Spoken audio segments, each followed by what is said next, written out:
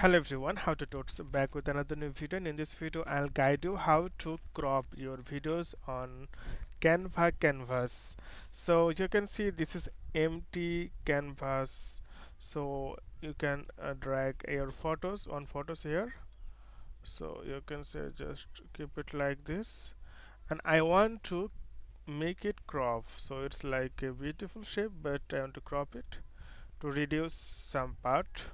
So you can see this is the crop option. Simply click on the crop, and you can keep your cursor here, and you just move it right or left, then so this way, and after that click here the crop.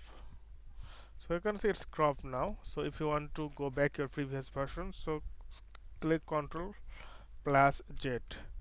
So it's alright, you can use this like this way. So okay friend, today's no more, and see you the next video.